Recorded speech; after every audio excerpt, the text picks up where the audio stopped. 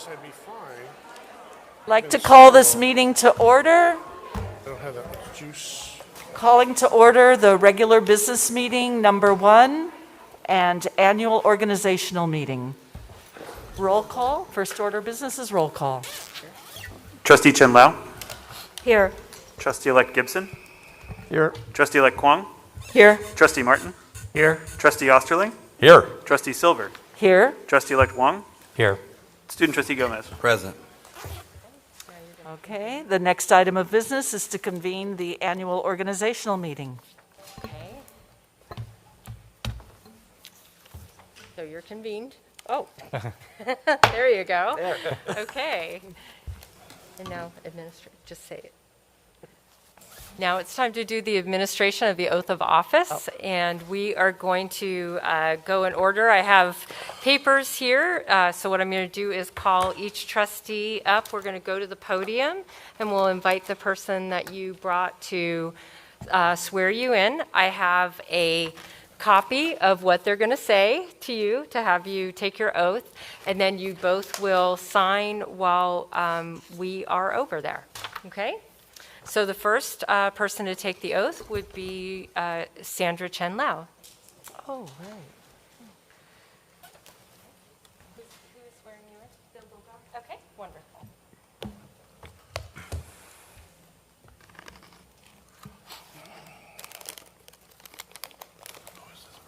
Go for it.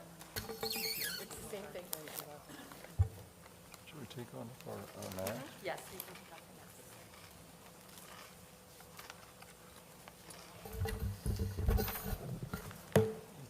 It's a pleasure to administer this oath of office to you, Sandra. Thank you.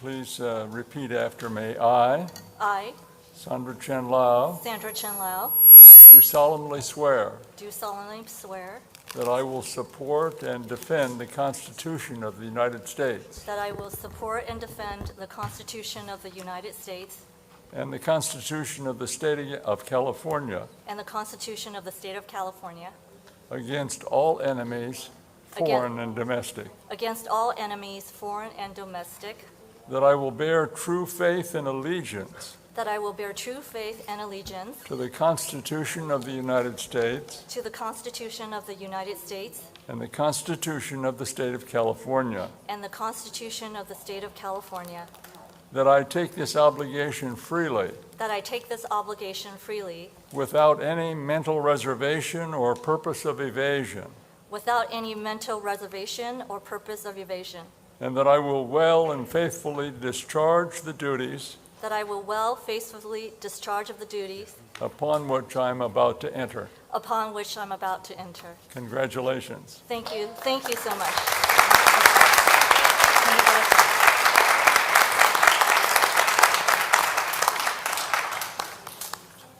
Oh, hold on.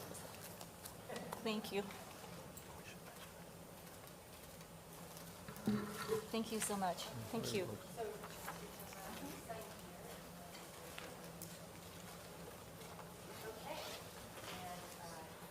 Next up is Steve Gibson.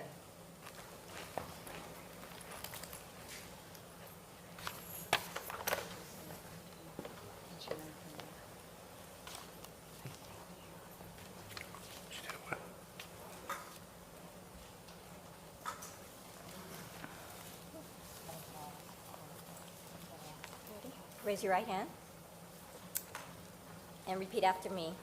I, Steve Gibson, I, Steve Gibson, do solemnly swear do solemnly swear that I will support and defend that I will support and defend the Constitution of the United States the Constitution of the United States and the Constitution of the State of California and the Constitution of the State of California against all enemies, against all enemies, foreign and domestic, foreign and domestic, that I will bear true faith that I will bear true faith and allegiance to the Constitution and allegiance to the Constitution of the United States of the United States and the Constitution of the State of California, and the Constitution of the State of California, that I take this obligation freely that I take this obligation freely without any mental reservation without any mental reservation or purpose of evasion, or purpose of evasion, and that I will well and faithfully and that I will well and faithfully discharge the duties discharge the duties upon which I am about to enter. upon which I am about to enter. Congratulations. Thank you.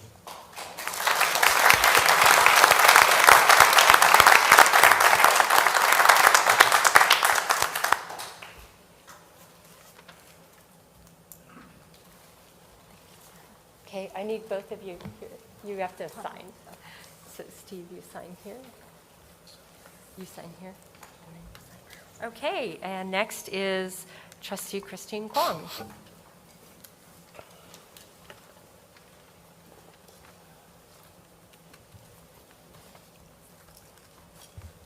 Thank you. No, just your signature. Christine. Yes. Christine, this is a very special occasion to have your family and friends here to witness you taking the oath of office as the PCC trustee for District 5. Take this oath with commitment, with responsibility, and with integrity. Please now raise your right hand and repeat after me. I, your name, do solemnly swear I, Christine Kwong, do solemnly swear that I will support and defend the Constitution of the United States I will support and defend the Constitution of the United States and the Constitution of the State of California and the Constitution of the State of California against all enemies, foreign and domestic, against all enemies, foreign and domestic. that I will bear true faith and allegiance I will bear true faith and allegiance to the Constitution of the United States to the Constitution of the United States and the Constitution of the State of California, and the Constitution of the State of California.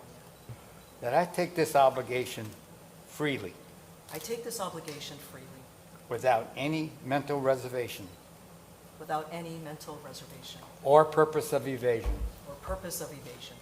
and that I will faithfully I will faithfully discharge the duties upon which I am about to enter. discharge the duties upon which I'm about to enter. Congratulations. Oh, wait a minute, we're going to take a picture first.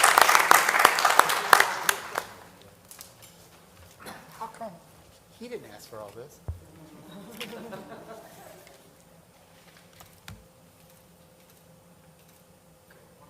Yeah.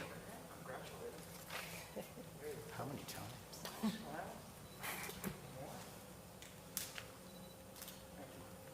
Okay, great. So No, we're not yet done yet. Christine, you sign here, and then he signs there. Okay, and last but not least, Trustee Alton Wang.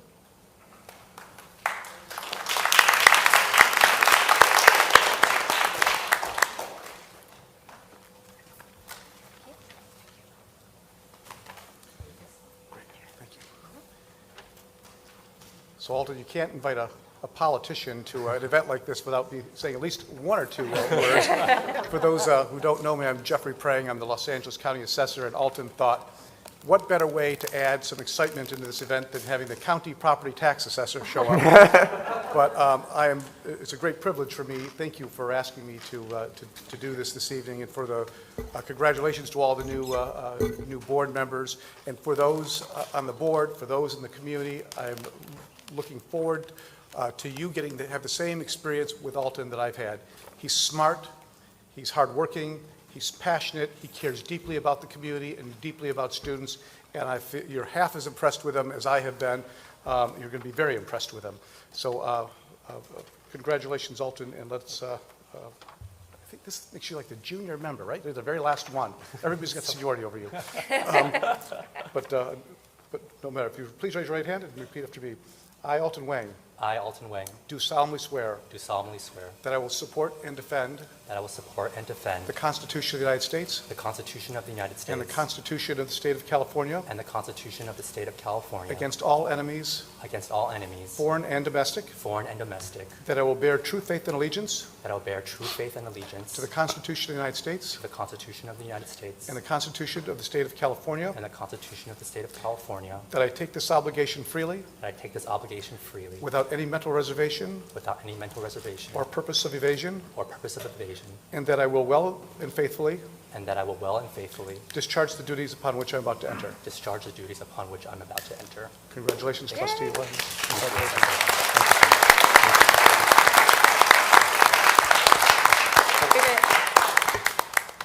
We'll need that back. Will you this? Yeah. Well, I brought an official certificate just in case they didn't make it official. I'll make it.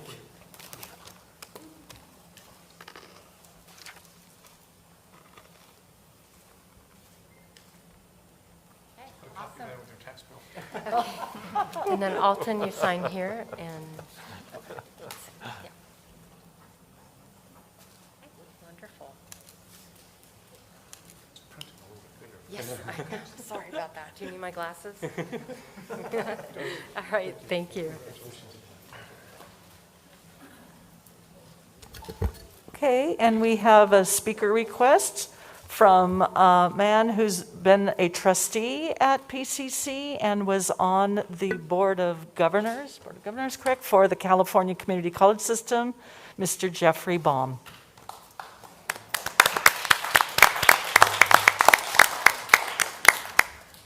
Trustees, Trustee Silver, Trustee Osterling, members of the board, it is a pleasure to be here today. My name is Jeffrey Baum, and I served for 12 years on the Pasadena City College Board of Trustees and 12 years on the California Community College Board of Governors. I'm here to extend my very enthusiastic congratulations to Trustee Chen Lau, my personal representative on the Board of Trustees, Trustee Kwong, Trustee Gibson, Trustee Wang. You have picked the very best opportunity to serve our community. There is no more rewarding way to be a public servant than to be a community college trustee. And I'm thrilled that I'm excited for you about the journey in which you are about to launch. Pasadena City College, I served, as I mentioned, on the board of the state board for 12 years, is considered a beacon of excellence for the state of California.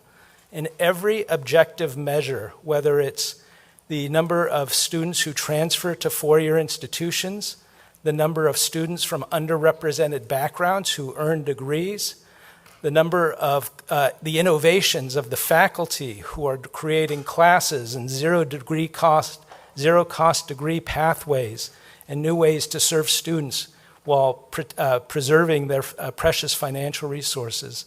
It is one of the best colleges in the nation, and I believe firmly, and it's recognized across the state, the very best community college in California.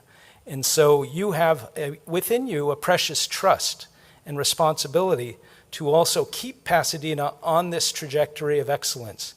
The board is going to have some very exciting times in the future. We have a lot of resources, but we also have some challenges: the dropping enrollment, the need to continue to close equity gaps. And I know that each of you, I watched each of your campaigns from afar, are deeply committed to seeing those equity gaps close, and that students always remain first in the priority for every decision that is made by this board. I also now serve on the board of the Foundation for Pasadena City College, and we're eager from the private sector to continue to generate the resources that are going to be needed to continue PCC on this trajectory of excellence. So I look to each of you as partners, and look forward for the opportunity for us to find ways to continue to support our students, support our faculty, and can keep PCC an extraordinary institution that it is. Thank you very much.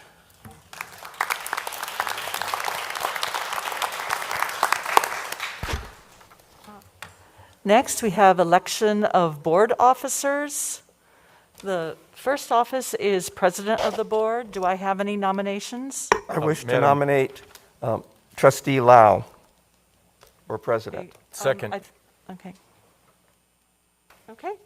All in favor, raise your hand or say aye. We get a brief What? period Oh, of discussion, of which there discussion. may not be any, but Okay, all right. just for the record, Yes. you ask if any discussion. Is there any discussion? Okay. It's been asked and answered. I call for the vote. In favor? Opposed? Motion passes. Sandra is our board president for the upcoming year.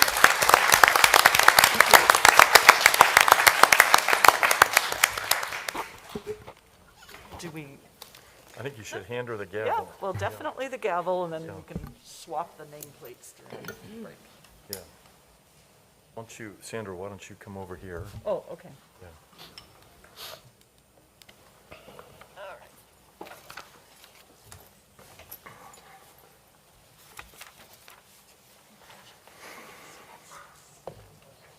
Thank you so much.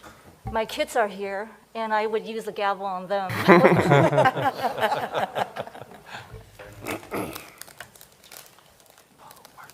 So the next office is the Office of Vice President. Is there a Madam Chairman? Yeah. I would like to nominate trustee Tammy Silver. Second. Discussion? Call for a vote. All in favor? All, there's no opposition, Tammy. So congratulations, Tammy. I look forward to working with you.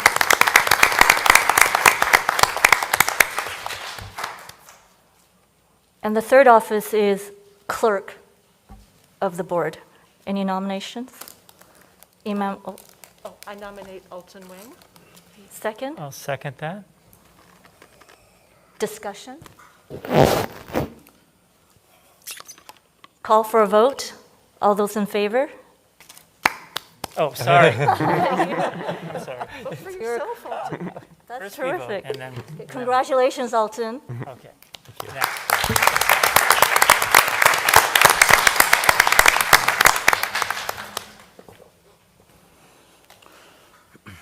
So now we will set the certification of signatures.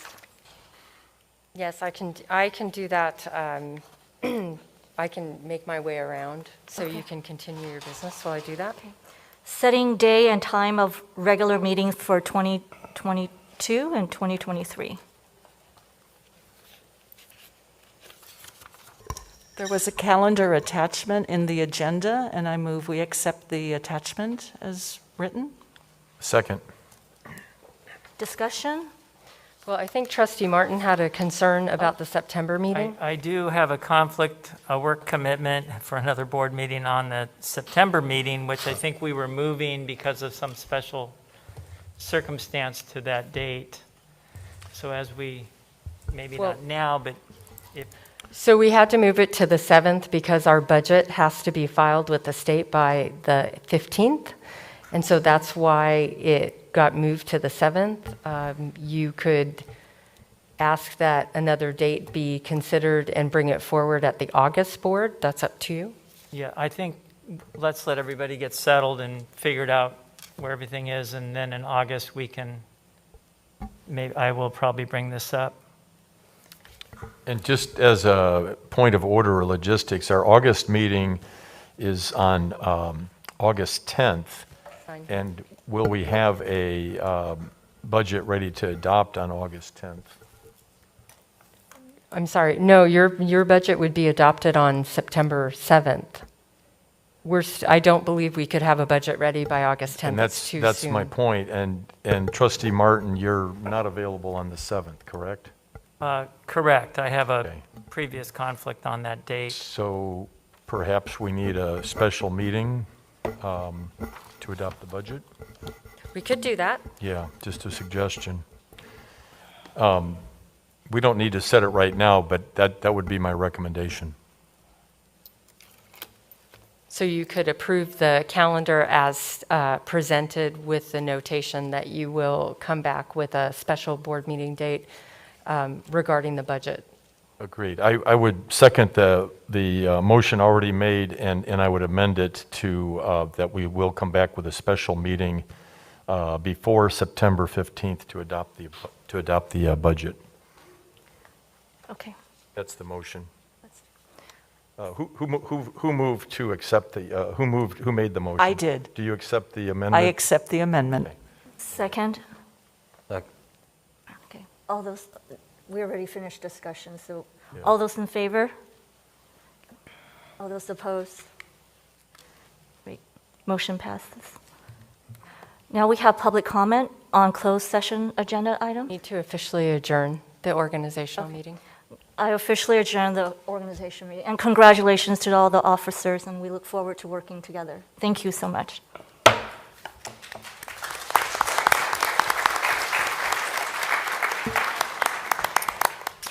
Public comment on closed session agenda items. I don't think we have any. There are none. Then we will recess to closed session. You need to read out what's going to be discussed in closed session. Okay. So in closed session, we have Government Code 54957, Public Employee Appointment, Dean, Business Division and Enrollment Management, Dean, Visual Arts and Media Studies, Library, Dean, Performing and Communication Arts, Dean, Natural Sciences, Manager, Foundation Finance and Business Service Instructor, Biology, Temporary. Government Code 54957.6, Conference with Labor Negotiations, Agency Designated Representative Robert Belinsky, Assistant Superintendent Vice President, Human Resources. Government Code 54957, Evaluation of Employee, Superintendent President. Okay. Now we will move to recess to closed session. Thank you. And for the new trustees, our closed session is downstairs in the building right across the way, G101. So come with us.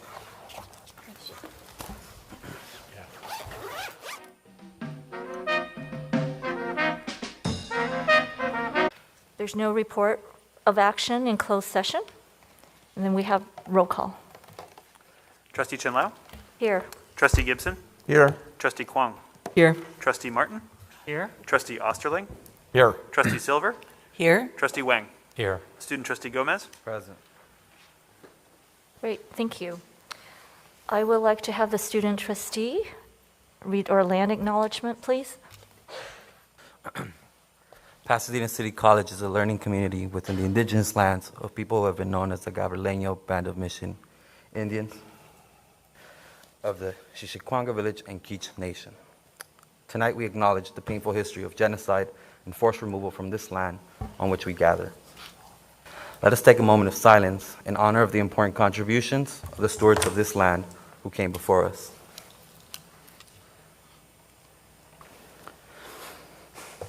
PCC and its faculty, staff, and students recognize that we're all simultaneously teachers, learners, and guests on these lands. This land acknowledgement is a small part of an ongoing process of working to be in good relationship with the people of the land and embodying equity in our practices and policies. Thank you. Thank you. Trustee Martin, will you take us to the Pledge of Allegiance? I would be thrilled to do so. You'll please stand. Hand over your heart and join with me. I pledge allegiance to the flag of the United States of America and to the republic for which it stands, one nation, under God, indivisible, with liberty and justice for all.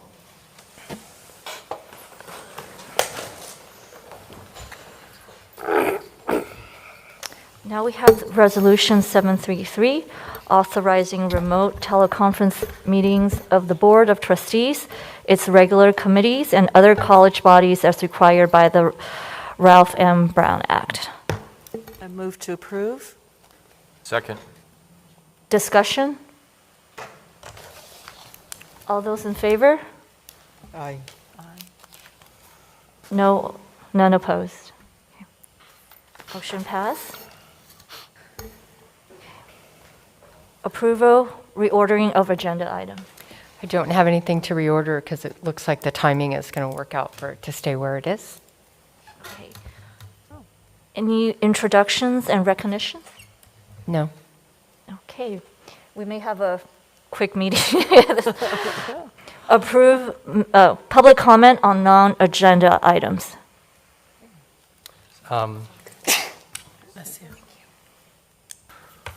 We have a comment from, which one was first? Mr. Shaganaka. Mr. Shaganaka.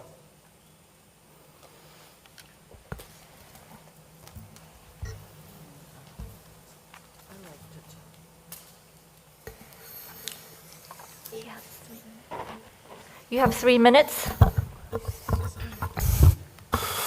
All right, good morning. So for the previous board meetings that I believe that I heard a student talking about food lunch issues at PCC, I thought I'm the only one who experienced that issues. So right now I understand that I'm not alone. Anyway, right now we are having a $7 gasoline right now. Thinking about that, how many students can afford a $7 gasoline and drive to school? Where's the student service on there? And then think about the last meeting, the students talking about food issues, talking about how students can get to school and how students can remain fed at school if they want to, if they decide to continue to pursue their education at PCC. Where's the student service on that part?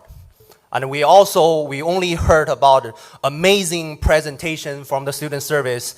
Quote, we are really fortunate that during the pandemic, whoever requests the services and we are able to provide them, end quote. And then somehow Board of Trustees just believes that.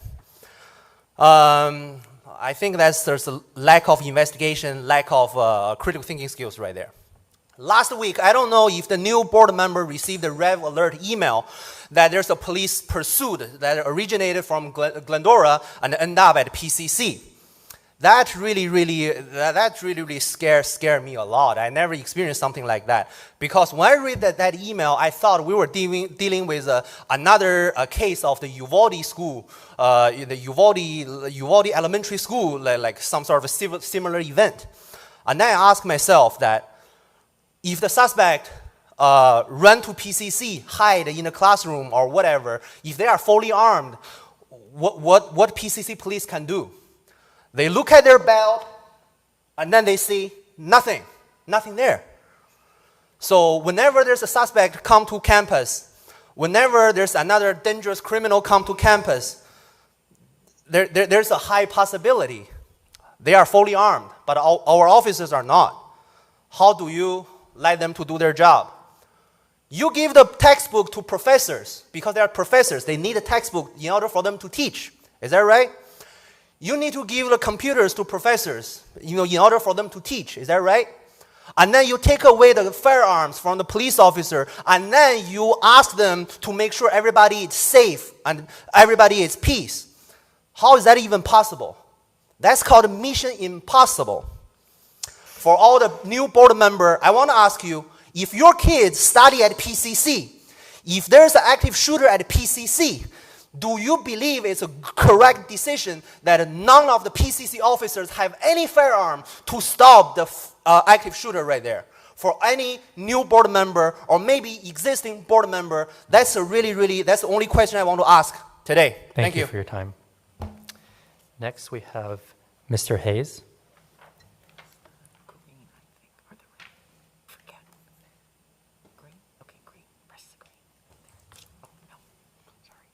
Mr. Hayes?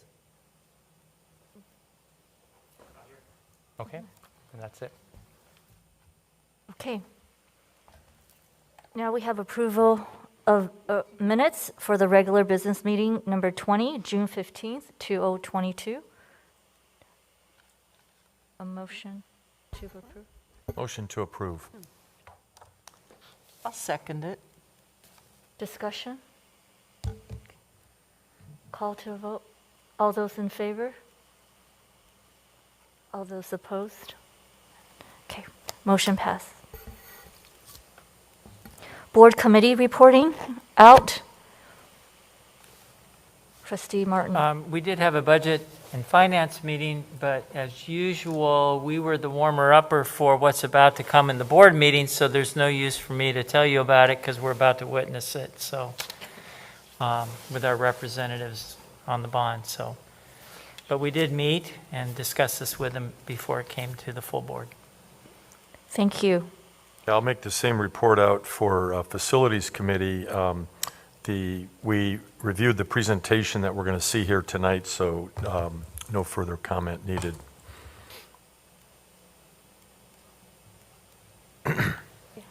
Okay. Update on DEI initiatives? No updates from us.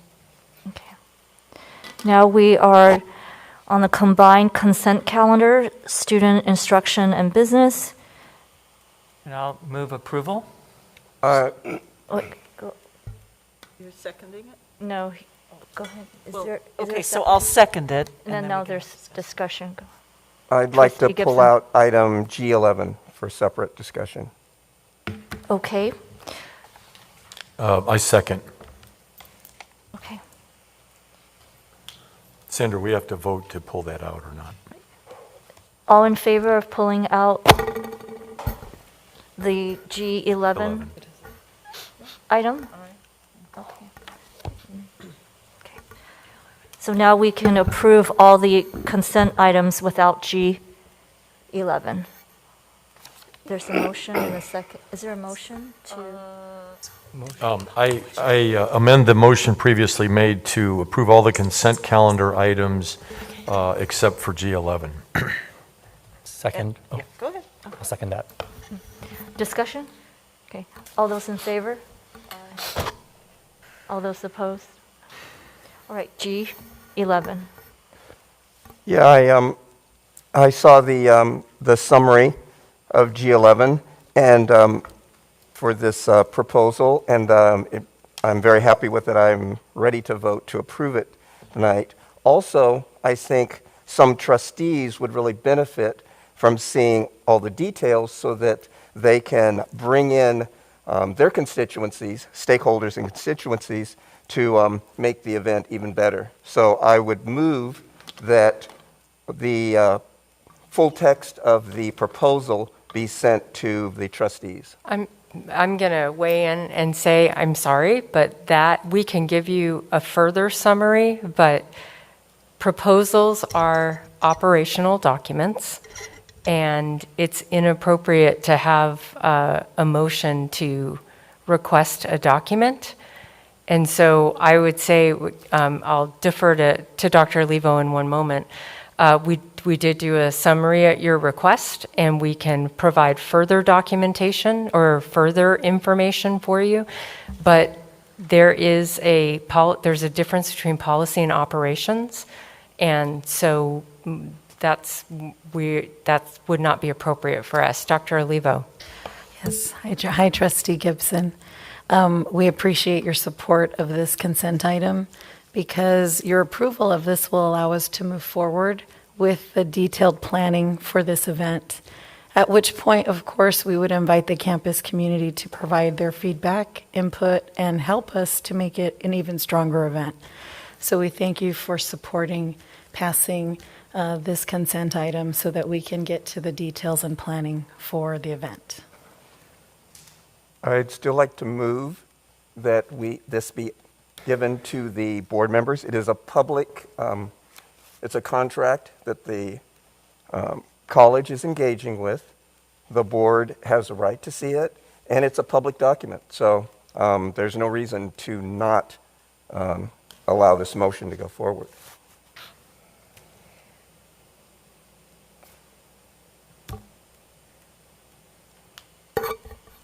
Well, I'm going to once again say I think it would be highly inappropriate. I think we can provide information, and we will ensure that constituents are invited. I think it might be appropriate for us to look at the details of the document because the public might ask us questions about it. And it is for informational purposes only. I can provide, thank you, Trustee Kwong, Trustee Gibson. We do have a group that's working on the planning for this. They meet on a weekly basis, and I can provide the detailed minutes of the planning for the event. I believe the question here is whether or not the board can see the proposal. Is that what you're asking? Yes, I'm Trustee? asking to see the proposal that was accepted, the accepted proposal. Okay, well, that's in your area, Candace.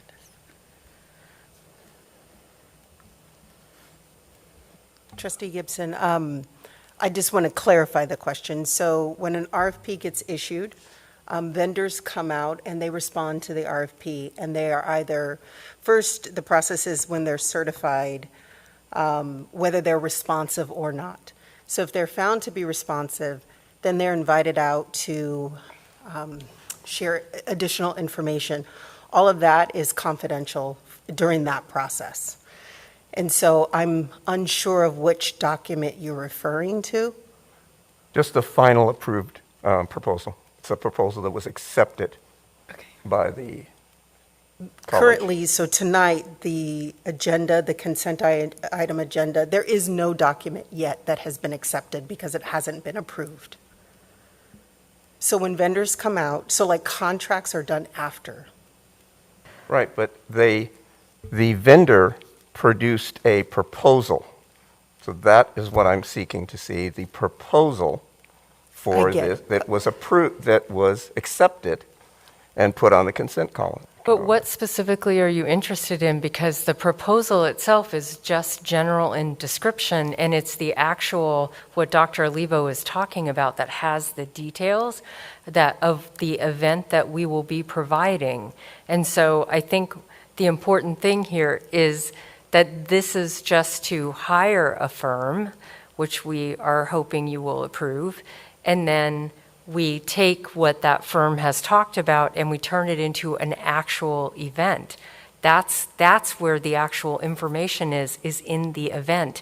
We don't have all that information here because the event is in the planning process. Right. I understand that the event will change and be developed by, working together. A group will develop it. But there is a proposal that is being given to us to approve.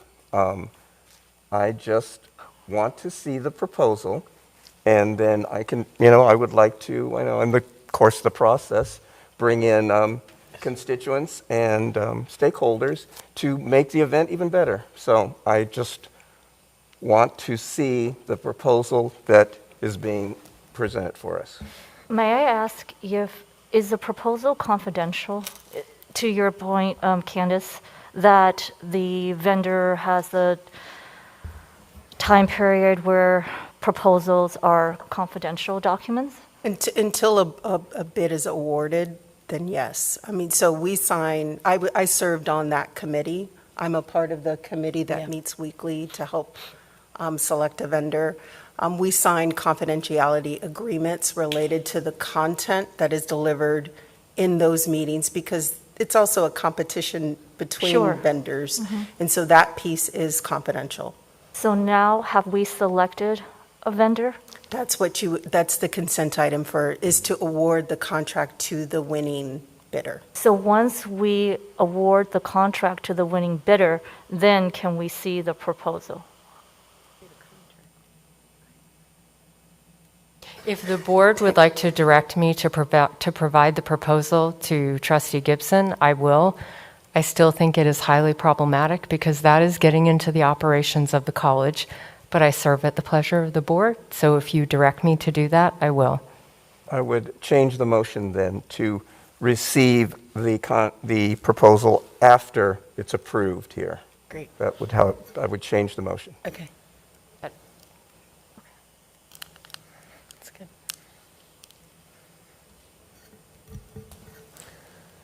Can I ask one more question, just a clarification? We're going to issue a contract to the winning bidder, and that's who it is here. And the contract itself, is that confidential or no?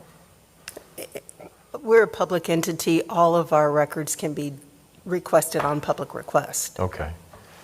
But the proposals are considered confidential because we don't want one bidder on particular contract to have proprietary information released. Is it still viewed as confidential once the contract has been awarded? Is the proposal, the contract is available, is the proposal still considered confidential at that point? Once the contract is awarded, even the other vendors, certain portions can be requested on public request. Okay, so I noticed on this one there were, there were 16 solicitations, but only one responsive proposal. So there were not other bidders with providing confidential information. Yeah, so not all of the proposals that we received were deemed responsive. Yeah. Oh, you received more than one, you received more than one response, but only one was considered responsive. That is correct. Got it. And again, just for my understanding, because we've never gotten into this deeply, the contract itself is not considered confidential, but these proposals are. The bidders might consider information in them to be proprietary. Correct. Okay. All right, thank you. Trustee Martin. So Trustee Martin. I'm following this, and it sounds like we're working towards a resolution where there will be a contract that will be available to the trustee. And to just try to highlight the two sides of the issues, it is certainly not the trustees' positions to get into which bidder we should be reviewing proposals and making selections and making comments to administration as to which potential bidder they wish to nominate forward. On the other hand, the trustees are being asked to use $155,000 in district money, and they certainly have a right to know what that money is being used for, and especially when one trustee has a certain passion, I'll use the word, it's not exactly the right word, but it certainly is an appreciation of what it's doing and wants to make sure that we're getting all that we can for that money. I think that that's a reasonable request, and honestly, if it's just sending a contract or sending a brief summary, I would hope does not need to rise to the level of a board motion and second and direction, but that would be something we could be comfortable in providing as part of better understanding on what we're spending our $155,000 on. So we certainly have to carefully guard that we're not down in the weeds making recommendations which proposal, analyzing different proposals or something like that. That's could be an accreditation violation and get us into a lot of trouble. But on the other hand, it's a reasonable request for $155,000 to know what we're getting. So to the extent, we should be supportive of this, I believe, to our trustee without, making sure at the same time our motives are not to be manipulating the administrative process. The intention here, thank you for Yeah. it, is to understand or to see what the final proposal is. It's not to be part of selecting the proposal, it's to see the final proposal. And hearing both Trustee Osterling and Trustee Martin and Trustee Gibson, I believe that there is a consensus that if you can send the proposal to the trustees or to Trustee Gibson in this incident, that would be the... May I ask our superintendent, are you comfortable, to what level are to satisfy your concern, would sending the contract both suffice for you and your comfort, and also is there enough detail in the information of the contract that probably answers the question I'm assuming he wants to know? Well, this is the first time in 3.5 years that I've been asked to provide documentation at this level. Right. In the past, when we have had contracts like this on the agenda, when the trustees have asked questions, we've provided details, and that's sufficient. So it seems to me that what I've been able to do and what I've been trusted to do for 3.5 years would also be trusted now, but it's clear that that's not the case. So I think the easiest thing to do is to send the proposal, because it sounds like the board wants me to do that. I worry about a slippery slope of, if it's this proposal, then what about the next document, and what about the next document? And so I'm trying to do what I think I'm supposed to do as a superintendent president, which is make the distinction between policy and operations. And I feel like we have been open about what that contract will pay for. the kinds of activities, although not all of those activities have been identified, so it seems like it would be more productive to provide that information down the road. But again, if the board wants me to provide the proposal, then I'll provide the proposal. It's May I ask our you can do fellow that. trustee, would a more detailed explanation of the services provided suffice for your, I guess I don't see the problem. I think that I can just see the contract when it's approved. I don't see it as a problem. And as we've all said, it's a public document. public If I were an outside citizen in the world, I could request it. So I don't think it's a big deal. yeah, okay.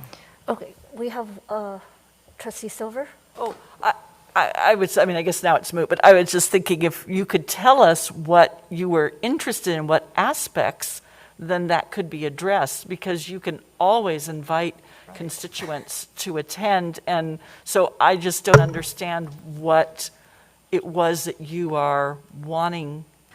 And if that was clear, maybe that could be provided very simply without roiling things.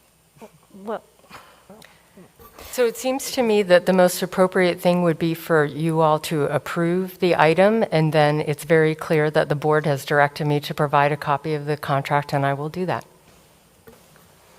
I'll second the motion to provide the document. all those in favor of providing the document? Just a point of order, we need to approve the item also. Okay, okay, so let's approve G11. G11. Okay. I have a question. I'm wondering where, if in this RFP it's included, where the college is seeking to target these prospective students. Is it within the district or is it out of the district? So the RFP itself was very specific that we are looking for companies that will help us put on a Black family affair for our college so that we can invite our African American community members to the campus to have a day-long celebration and outreach activity. We have a campus committee of individuals from various stakeholder groups who have been working diligently on this. And we're very excited for this consent item tonight because they're assuring me that this company is exceptional and will really help us to put forward the best event for our community and to reach our goal of inviting our African American community members to the campus so that we can increase our enrollment goals as well as, work towards making sure that the community members know this is their campus and we want our African American community members here. Thank you. Thank you. Any other? Trustee Wang? Well, I mean, I think it's clear no one opposes this project. In fact, everybody supports this project. So I'd like to make a motion to actually approve this item. Sure. I think there was a motion from Trustee I'm sorry. Osterling to approve the item, and so now is there a second for it? I'll second Okay, it. Trustee Wang seconds. All in favor? Okay. Now we have, the motion has passed. Now we're going to have the motion to send the proposal to the trustees, or to at least Trustee Gibson. And I believe that Trustee Martin made that motion. Is there a second? I'll second. Okay, and any further discussion? All those in favor? Okay. Is there an abstention? I'm going to abstain. Oh, okay, one abstention? Okay. Any other further? Okay, motion passed. All right, now on the approval of personnel consent calendar. Motion? I move we approve. I'll second. All right. All those in favor? All those opposed? All right. Now we have. Madam Chair, Yes. I believe our very own Mary Thompson's name was on that calendar. Oh, Oh, okay, And, Mary. she's I not wasn't here sure tonight for me I to- know, I wasn't sure if She's her on was vacation. officially- Well, She's on vacation. Go Her over retirement her. isn't until December. okay. Yeah. But I can't let it slip that we're going to be losing our own here, and she's just been a real joy to work with, so. Yes, and we will properly celebrate Mary when she returns in December. Thank you for that. Now we have approved the Juneteenth holiday local observance memorandum of understanding between Pasadena Area Community College District and the Pasadena College California Federation of Teachers. Going to make a request or a suggestion that we could possibly, if everybody concurs, we could do 1, 2, and 3 together. Would that work? Make that motion, Jim. That's fine. I move that we have a single vote on items 1, 2, and 3. I, 1, 2, and 3. I move that we approve I, 1, 2, and 3 together. Second? Is there a second? I'll second that. All those in favor? All those opposed? Okay. Now on the information items. I'll turn to Candace Jones.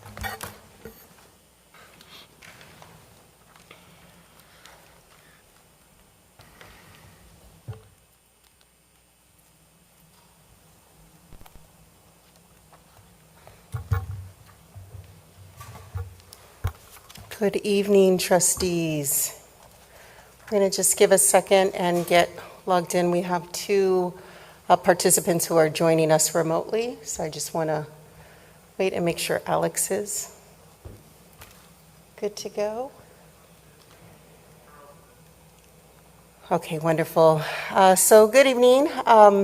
This evening, this is a continuation of our ongoing conversation around the potential bond for our November election 2022.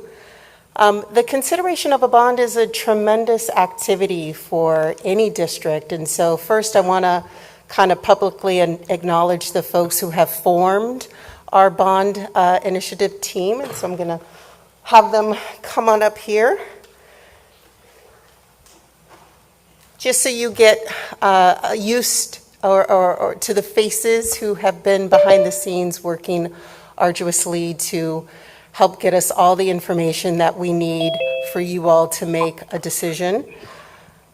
First, I'm going to introduce Rachel Chinquay. She is the district's financial advisor. Do you want to just... Good evening, members of the board. My name is Rachel Chinquay. I'm a Senior Vice President from Philman Rollap and Associates and represent the district as your financial advisor and look forward to supporting you in this process. Thank you, Rachel. And Ann? Good evening. My name is Ann LaMorena-Rolin. I'm a partner with Norton Rose Fulbright, and I serve as bond counsel to the district. Thank you, Ann. And Trennis? Hello, everyone. My name is Trennis Wright. I'm with Raymond James, and we are the district's bond underwriter. Thank you, Trennis. I have 2 gentlemen who are joining us remotely. I'm going to first pop over to Mr. Charles Heath. Charles, can you hear us? I can. Good evening. Charles Heath. I'm a partner with TBWPH Props and Measures, and we serve as the strategy and communication consultants for the bond planning effort. Thank you, Charles. And Dr. Timothy McClarney. Good evening, Dr. Tim McClarney. I'm the president of True North Research, and we're the firm that conducted the bond feasibility surveys. Thank you, Tim. So we're going to jump right in. I'm going to pass it over to Tim, who's going to walk us through our bond tracking survey. Just for a little bit of context for our newest trustees, in February, we had done an initial polling of the community and released some results at that board meeting. And under the direction of the board, we asked to go back out to the community just to do a pulse test based on sort of recent changes in the market and things that are happening that I don't think any of us could ever have anticipated. And so they've done that, and they are here this evening to share those results with us this evening. Tim? Thank you very much. So tonight's presentation covers the highlights of the results. Where appropriate, I have actually blended the results from the tracking poll with the results from the baseline poll, so we can show you some comparisons between what the results were then and what they are now. And I would welcome questions from the board as I go, or at the end, whichever is your preference. Next slide, please. Okay, so before we talk about the results, help to take a moment to review the purpose of the study as well as the methodology. You know, back in January, we conducted a baseline poll that looked at the feasibility of a potential bond measure, and the results of that environment looked very promising. Obviously, since the beginning of this year, the environment has become more challenging in a lot of ways, particularly on the economic front. We still have the pandemic, it's with us, but we have seen sort of a stubborn and inflated inflation rate. We have high gas prices. We've seen the stock market come down upwards of 20%.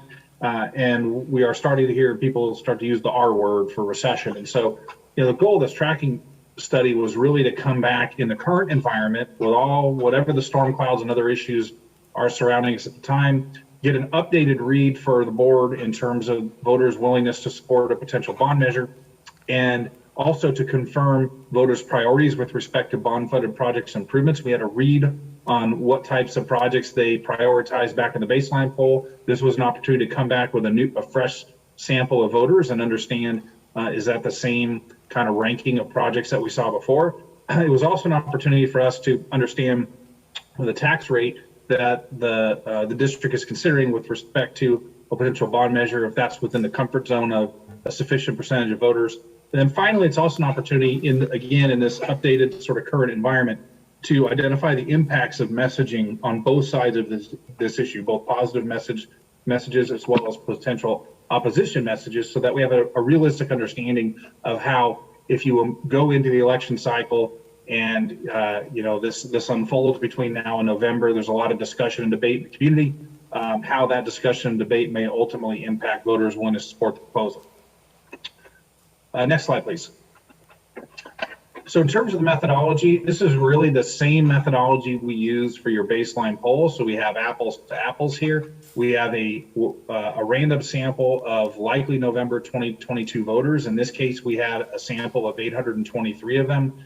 We chose them using what's called stratified and clustered random sampling, which assures us that at the end of our data collection process, we have a sample that matches your likely November universe on all of the dimensions that we know are related to how voters tend to vote on these measures. Things like age and gender, partisanship, household party type, all of those dimensions in your sample match what we know the November profile looks like. Once we had randomly sampled these individuals, we recruited them using 3 different methods. We reached out by email, text, as well as telephone. And folks had the opportunity to participate either by telephone or online. This survey gave respondents the option of participating in 3 different languages. And now, because this was a random sample of 823 voters and not a census of all of your likely November voters, it has what's known as a margin of error due to sampling. And in this case, that's plus or minus 3.4%. What that means is we can be 95% confident that the results I'll share tonight are within 3.4% of what we would have found had we spoken with all of your likely voters. Next slide, please. Okay, so on to the results. The opening question in the survey asks individuals for each of the items you see on the left side of the slide to simply tell us how important is this issue to them. Is it extremely important, very important, somewhat important, or not all important? We ask this question because it's a nice warm-up question and gets voters into the groove of taking the survey. It's also, though, an opportunity for us to understand how items that would be related to your bond measure, things like ensuring local access to affordable, high-quality college education and career training, how those items ultimately stack up against other items that also compete for tax dollars, things like improving public safety or maintaining local streets and roads. And in particular, how does that item stack up against the issue of preventing local tax increases? And so you see here is the ranking sorted from high to low based on that combined percentage of folks who said it was either extremely or very important. And we see that addressing homelessness was the #1 issue in the community, 84%, followed by creating jobs and improving the local economy, and then ensuring local access to an affordable, high-quality college education career training came in at 78%. That's about 22 points above the issue of preventing local tax increases, which came in at 56%. So that's a good gap. We'd like to see that. The other thing, though, to point out is you do have this item, repairing aging classrooms and facilities at local community colleges, testing just above that issue of preventing local tax increases. That's not an uncommon pattern. We tend to see that a lot, but it is a healthy reminder to us all that although bonds are about capital improvements, at the end of the day, what voters really care about is what's happening inside those facilities, right? And what these facility improvements are ultimately going to enable in terms of your ability to educate students and prepare them for the jobs of the future. So we always want to kind of be connecting the dots between what it is this bond's going to do in terms of facility improvements, but ultimately why that matters in the classroom. Next slide, please. So at this point in the tracking survey, we went right to the initial ballot test. And the idea here is, before we get any deeper into the interview and start talking about tax rates, start talking in more detail about how the funds can be spent, as well as exposing respondents to arguments pro and con related to the measure, we want to present to them a mock-up of what we think that 75-word ballot statement can look like and get their reaction. The initial ballot test is a really good gauge of where your community is at on the natural with respect to this proposal. So here is the 75-word ballot statement that we tested. Note that we're testing $565 million bond. That would require a 2 cent per $100 of assessed valuation tax rate, levying about $32 million annually. And so that's the language that we tested. And on the next slide, we have the results. So what I've done here is I'm showing on the left side is the tracking poll survey results that were conducted in July of this year. On the right side, where it says January 22, that's the baseline poll that we conducted back in January. And as you can see here, despite all of the sort of developments I mentioned outside of this presentation with respect to the economic downturn that we've seen over the past 6 months, what we're seeing is that support for your proposed bond measure in the tracking poll is pretty much dead on where we were back in January. So support for this has really weathered all of these other developments quite well. And we're seeing results in the tracking poll that pretty much mirror what we saw back in January, which is a good thing.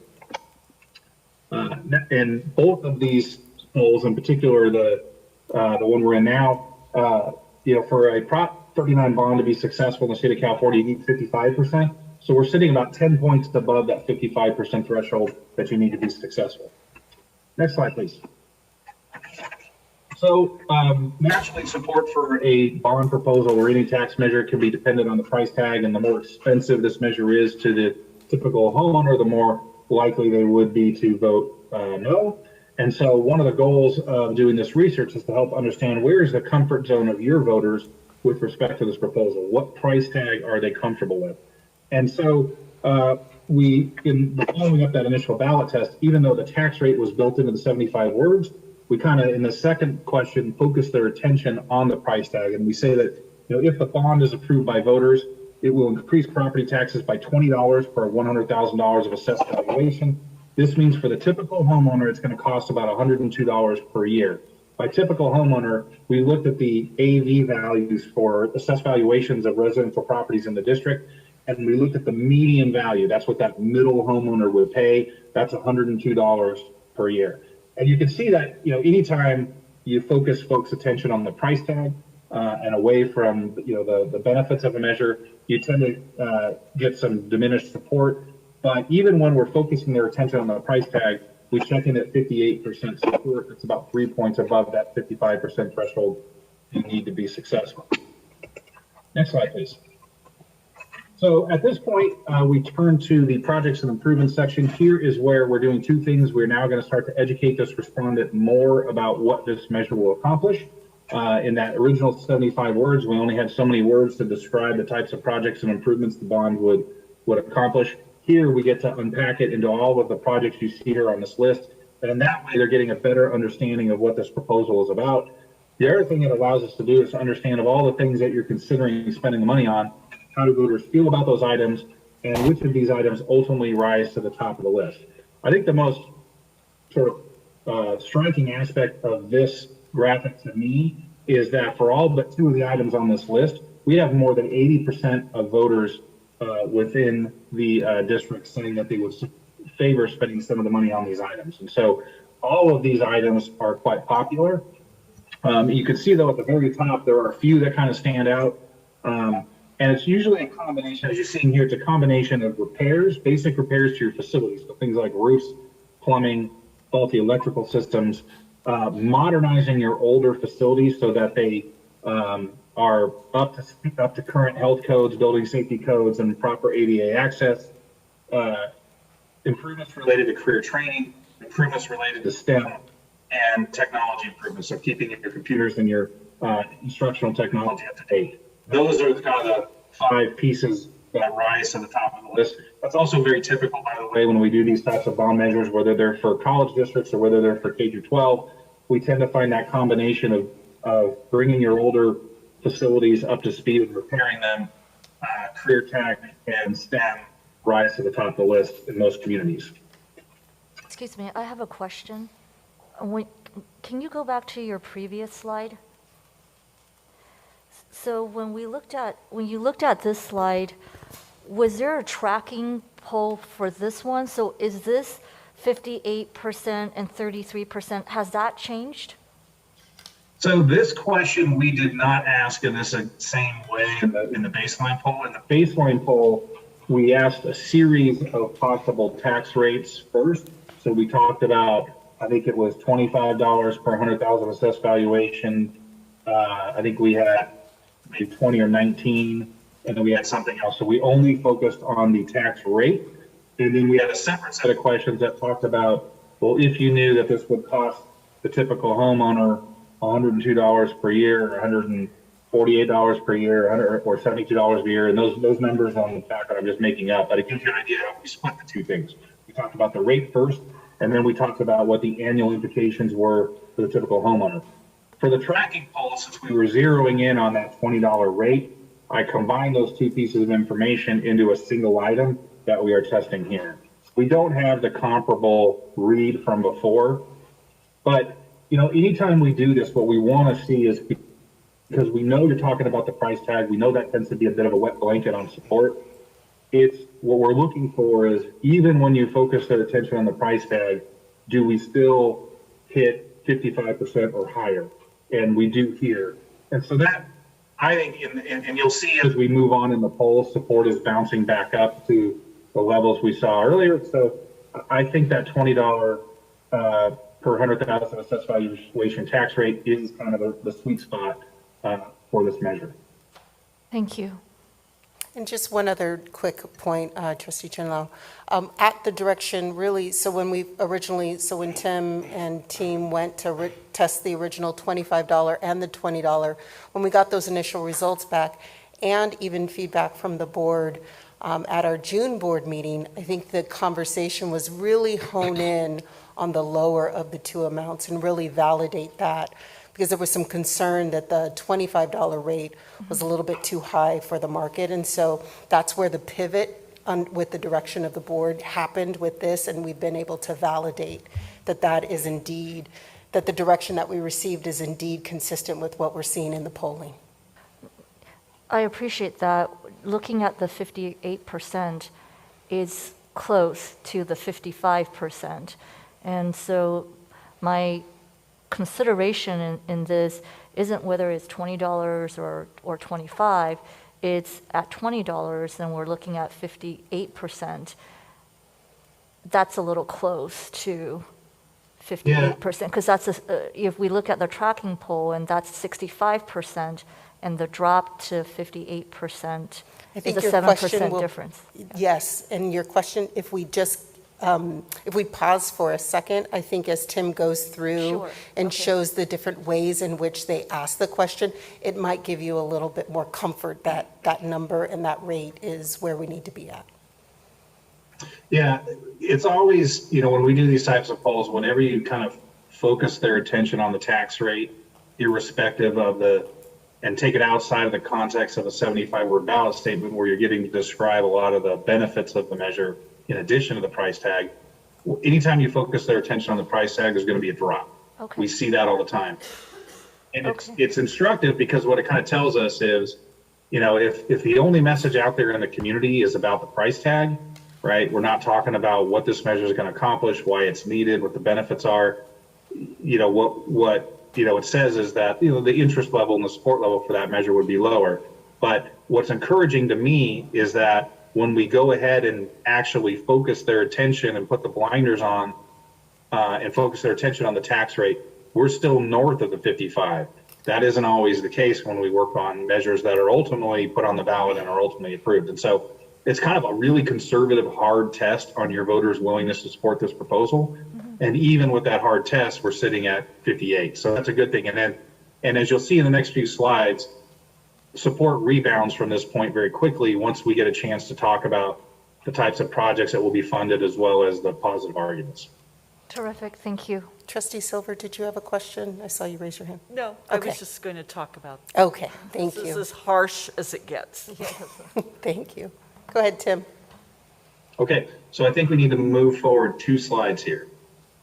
Yep. So after we tested the various projects and improvements, we get into what we call the arguments section of the survey. And here is what we're trying to do is simulate the type of discussion and debate that will occur during the election cycle, should you as a board choose to place a measure on the ballot, so that we have an understanding of how, as voters learn more about this proposal, as they are exposed to advocacy campaign messages during the election cycle, and as they're exposed perhaps to opposition arguments, trying to dissuade voters against this proposal, how does that ultimately impact their willingness to support the bond? So we do that by first testing a series of positive arguments here. And the nature of the question is, supporters of the measure say blank, you insert a positive argument, and do they find that this is a very convincing, somewhat convincing, or not at all convincing reason to support the measure? And you can see here that a lot of the positive arguments get traction. I think every single one of the ones we tested, with the exception of one, had more than 70% of respondents say that they find the argument at least as a somewhat convincing reason to support the measure. At the top of the list, though, if you kind of look at the top 4 arguments, those sort of boil down to 2 things. One is affordable access to high quality education, right? We find that argument or that theme really resonates with respondents, that community colleges provide that affordable alternative where, students can, even if they're low income or middle income, can still go out, get a high quality education, and it also prepares them to transfer into the UC or Cal State systems down the line in an affordable way. And then the other 2 right below that really focus on the role that PCC plays in terms of being a community resource, right? You're not only educating thousands of high school graduates from the area every year, you also are training, the nurses and the healthcare professionals, that serve the community's medical needs, the police and firefighters and first responders, as well as the workers that fuel the economy. So those are the things that voters find most compelling as reasons to support the proposal. And so at this point in the interview, voters have heard more about this proposal than they did at that initial ballot test. On the one hand, we talked about the tax rate, and as we just discussed, that tends to be a bit of a wet blanket on support for the proposal. But then we had a chance to come back, talk about the types of projects that could be funded. We've conveyed positive arguments on behalf of the measure. And on the next slide, we circle back to what we call the interim ballot test. What we do is we present that same 75-word ballot statement and say, now that you've heard a bit more, where do you stand? You can see now that in the tracking poll at this point, we're up to 69%. So we rebound quite a bit from that tax rate discussion, as I mentioned we would. And we're sitting about 14 points above the 55% threshold that you need to be successful. On the right, you see the baseline poll. We're actually a little higher at this point in the interview than we were in the baseline poll back in January. So, and we're about 14 points up. 14 points above that 55% threshold that we need to be successful on election day. So next slide. So after the negatives, after the interim ballot test, we get to the negatives. And here is where we're going to do a pressure test on voter support for this proposal. We're going to pepper them with a series of negative arguments that are designed to persuade them to vote no on this proposal, just as an opposition campaign might try to do. And the idea is to understand how, as they encounter these types of opposition arguments that they may encounter during the election cycle, ultimately, how much does that dissuade them from supporting this proposal? So you can see the opposition arguments we tested here. We didn't test as many negative arguments as we did positive arguments because that's an accurate reflection of what tends to happen during an election cycle. When you have a bond measure on the ballot, your advocacy group tends to be larger in number, better organized, they raise money, they have a louder voice than the opposition. And so we simulate that disparity in the space of the poll by testing fewer negative arguments. However, the negatives that we're testing are designed to be hard-hitting negative arguments, so they're ones that we would anticipate a crafty opponent to level. And so here are the negatives that we test. The real question, though, is, and you can see some of them get some traction, the real question is what happens afterwards, and that's on the next slide. We circle back after the negatives, present the same 75-word ballot state, and we say, okay, one more time, now that you've heard a bit more about this proposal, where do you stand? You can see that the negatives on the left in the tracking poll do take a bite, right? We drop about 9 points in response to that collection of negative arguments, but we are still landing at 60%, which is 5 points above the threshold that's required for success on election day. In the January tracking poll, in the baseline poll back in January, we ended about 64%, so a little bit higher. But in both cases, again, we're still north of the 55, even with negatives. Next slide, please. Okay, so what does all this mean? And I'm kind of focusing on these conclusions in relation to where we were in January and now. I think the most encouraging piece of information out of this poll, and there's a lot of encouraging information, but I think the most encouraging information is that at that initial ballot test, despite all of the sort of storm clouds that have blown in over the last 6 months in terms of, the war in Ukraine and gas prices and inflation and talk about recession and all these things, that at that initial ballot test, we had the same level of support for this proposal as we did at the baseline poll, which is 65%. We also found that, voters' priorities for how they would like to see the proceeds of a bond spent are stable, right? That's about basically modernizing and repairing your old facilities, keeping your technology up to date, and making improvements related to career training, tech, and STEM. That price tag of $20 per 100,000 of assessed valuation, which nets out to about $102 per year for the median homeowner, I think that is the right number. You're allowed to go to 25. I wouldn't suggest that. And frankly, going below 20, I don't think that's required either. Even when we really focused their attention on it, we were okay in terms of being above the 55.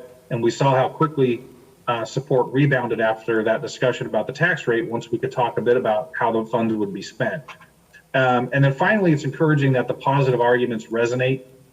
And especially, as I mentioned, those that focus on how City College provides this affordable alternative to the high-priced UC and Cal State systems, and is particularly important for giving those of moderate and low income families the opportunity to participate and get a higher education as well. And so it's important to kind of keep these messages out there in the community should you as a board choose to move forward with a November measure. These are things that kind of remind voters why this is needed and what the benefits of this measure will be. So with that, I can either stop now and answer any questions or maybe about the polling, or I know that Charles has a few more slides here that he can comment on about sort of next steps and ballot language. Any questions from? No, you may continue.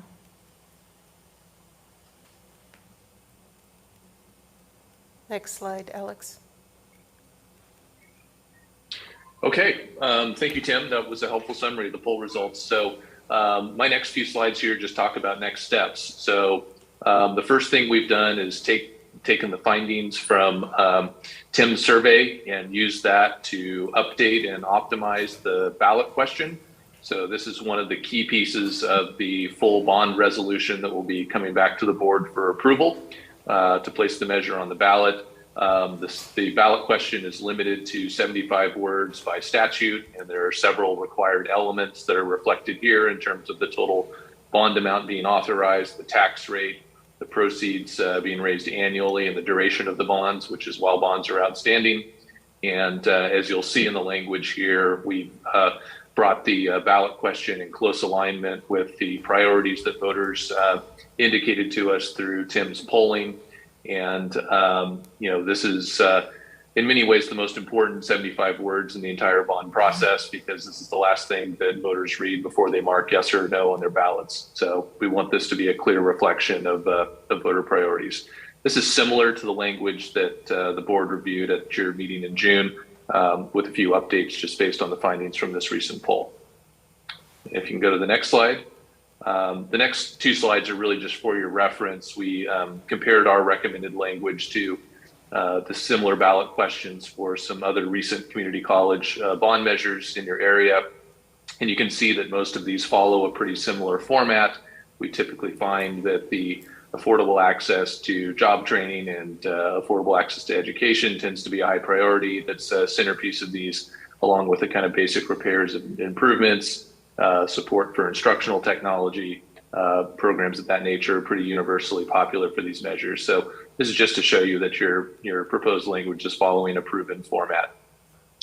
And the next slide does the same thing with a couple of other examples from Santa Monica and LACCD. So if we go to the last slide here, this is just our remaining steps and key deadlines. So August 12th is the deadline to deliver a board-adopted resolution to the Los Angeles County Elections Office to qualify for the November 8th ballot. We have our updated resolution ready to go. I have a blank in here in terms of the date because I think we're still finalizing a special meeting for that resolution to come to the board for adoption. And as long as it's before the 12th and we get the adopted resolution over the elections office, we'll qualify for the November election. But in the meantime, we will continue the work we have been doing in terms of an informational outreach effort. So as the measure is going to the ballot, the college can provide impartial information about your facility needs and your planning for a potential bond. We've already sent an informational mailer to all registered voter households within the district, along with some online communication mirroring that messaging and providing feedback mechanisms for the public. We'll continue doing that here through the month of July, leading up to that board action in August, along with some targeted outreach to stakeholders in the various communities that you serve. And then once the board adopts the resolution calling for the election, that's really what ends the college's ability to do the impartial informational outreach, and the process shifts to an independent advocacy campaign where no public funds, no college resources can be used to advocate for the passage of the measure. And we would shift to a privately funded and privately organized advocacy campaign to persuade voters to vote yes, leading up to the November 8th election. So that's a little preview of the next steps, and I think both Tim and I are available to answer any questions you have. Thank you, Charles. Are there any comments or questions? Trustee Silver. I must have asked this, but I cannot remember. So is the advocacy funded by the foundation? Correct. Yeah. Typically, the foundation, in combination with other stakeholders for a construction bond of this nature, there's lots of private parties that will have an interest in seeing the measure be successful, so that they can help work on those projects. So the foundation, along with some of those other interested parties, typically are the primary funding sources for the bond. And then students, faculty, friends of the college, they tend to be sort of the boots on the ground that help with the grassroots elements of the campaign. Trustee Gomez? Yeah, I had a question. You kind of already asked it, but how does associated students play a part in this advocacy? Since if we are a part of the college, or are we part of the foundation? So the advocacy piece, so once the resolution is approved by the board, then as we shift over to the advocacy piece, the foundation will solicit and gain support of all of our constituents to participate in that process. And so your name has already been forwarded, as well as associated students, because you expressed interest, and so we really appreciate that. Thank you. Trustee Gibson, did you have a comment? Yeah, I just wanted to express happiness with that part, that the internal stakeholders are ambassadors sometimes by accident. Someone might ask a faculty member or a clerical staff or a student, what do they think of the bond issue? So it's great that we think that those people will be informed and know what they need to know to answer those questions. Trustee Wayne? I think this is a question for Tim, and I'm sorry to go back to the data a little bit. But obviously, any number of things in the world can happen between now and Election Day in November. In your experience, how well do these numbers that we're looking at right now hold up leading into, an election that's months from now. Tim, that was for you. Yeah, sorry, I was just looking for the unmute button. It will vary depending on the circumstances, right? A poll was a snapshot in time, not a crystal ball, looking forward to election day. And so it really depends on the events and developments that happen between now and election day as to how well they hold. If things are pretty stable between now and election day, we don't have any big events that intervene that might, shape how voters view a potential bond measure, then we would expect that the likelihood that these poll numbers hold is good. We have had some elections where once you did your polling, something big intervened in the middle. And the best example of this is the March 2020 ballot, right? Most of the polling that was done for measures that went to ballot in March 2020 were done back in kind of summer of 2019, fall of 2019.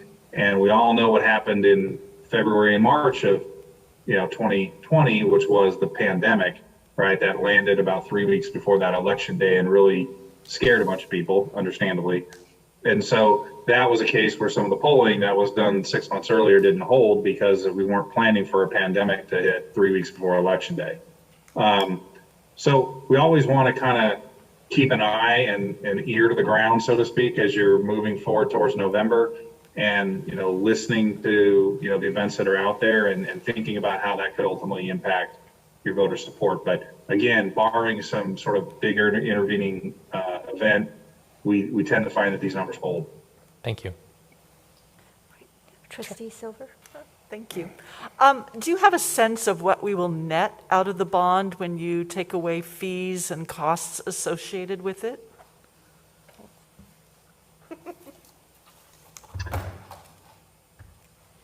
Excuse me. Yes, and I can certainly answer that question, Trustee Silver. So we presented some more detailed financial analyses in the prior board presentation, but just to reflect on some of those numbers, for a $565 million bond, net of all costs associated, which are estimates at this point, we're estimating just north of $561 million for projects.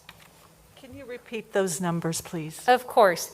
$565 million of bond authorization amount, net estimated construction proceeds is north of $561 million. Thank you. My pleasure. I have a question for either Timothy or Charles. My question is that when I looked at the Santa Monica College statement, they included writing arts as part of the language. I see that for the language for PCC, it's heavily slated towards STEM, technology, but there is such a strong arts and culture program here at PCC that I believe our constituents would support. I am reminded by Trustee Silver not to micromanage the words on these on the statement, but I just wanted to bring that point because arts is such a big part of the PCC community. I'll leave it up to you in terms of how you want to dissect that and how you want to do that, but I just wanted to make that comment.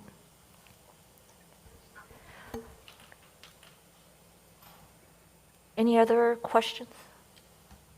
Okay. Well, I'll make a comment if I may. Yes. So I in previous meetings thought we were underselling the potential of what this bond can do, because included in the project list are some satellite facilities where they're sorely needed to reach those in our community that need it most. It's obvious from the research that's been done that underselling the bond is the best way to sell the bond.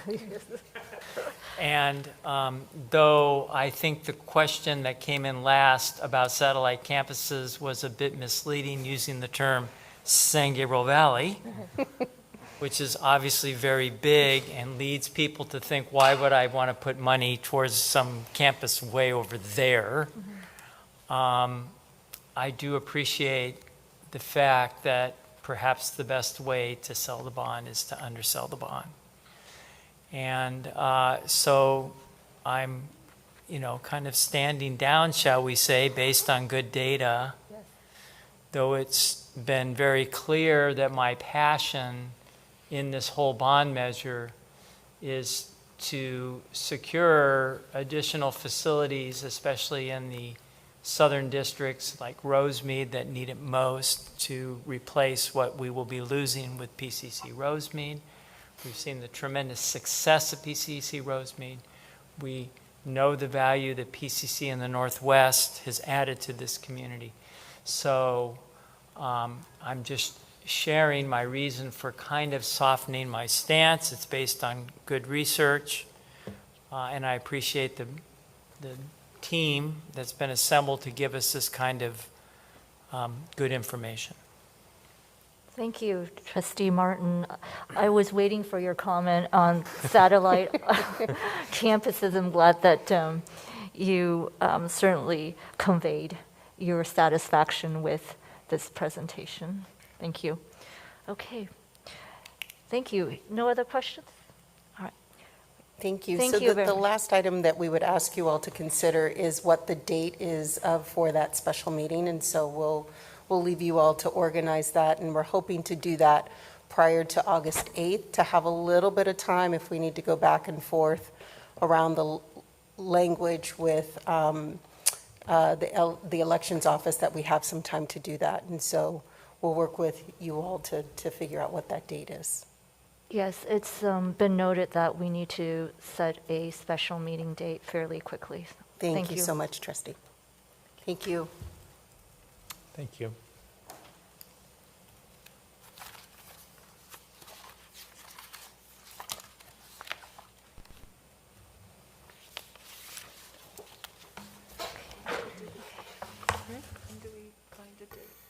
I think later in the agenda where it's proposed business dates. So next is the Superintendent President's Report. So, welcome to the new trustees. Fall enrollment is getting stronger, and we have a few programs coming online to help drive that. Using CARES funds, we are waiving $1.8 million in outstanding debt from most students who left us during the pandemic. Students who return, their debt will be waived so that they can re-enroll without any problems. We are boosting our marketing efforts. We have our Break Barriers campaign is now on bus, light rail, and billboards near you, so be on the lookout for that. With your vote earlier tonight in September, we'll be sending 20 faculty, staff, and administrators and students to Accra, Ghana for the All African Diaspora Education Summit. It is an event sponsored by A2Mend Empowerment Program. We understand that PCC is sending the largest contingent from a single college district to the conference, and our entire delegation identifies as African American or Black, which is also unique to the groups going. I took part in a research project by the Center for Effective Philanthropy. They were doing interviews, and I answered questions about our historic $30 million gift from Mackenzie Scott, and shared our approach for making sure that it pays off for the colleges for years to come through our community excellence grants. We are currently hosting nearly 50 middle school students in a math summer learning program at PCC Rosemead. It is in partnership with Muscatel Middle School right next to our campus. It introduces 6th through 8th graders to advanced concepts in math and also instills a college-going culture. And based on the results, we hope to expand to other local middle schools. It was very nice to meet with the retirees at the University Club last week, where they awarded their annual scholarships to some pretty amazing students who have overcome pretty big challenges. It's always nice to see and hear the retirees share their memories and reminisce about their time at PCC. A big thank you goes out to Alan Lamson, a former faculty, current president of the PCC Retirees Association. They are a very active group who donate quite generously to make these scholarships possible. I write individual thank you notes to folks who donate to the foundation. So I write a lot of thank you notes to retirees who give money to that scholarship program. On Friday, Alex Buckelhide and I welcomed James McPherson of Pasadena Now to campus for a personal tour and a one-on-one meeting. He left very impressed with our services and full of story ideas. We had a great conversation about our need to communicate to the community. Our licensed vocational nursing program has received permission to increase its capacity from 20 to 30 students this fall. And that is a great opportunity to open up spots in a high-paying career path.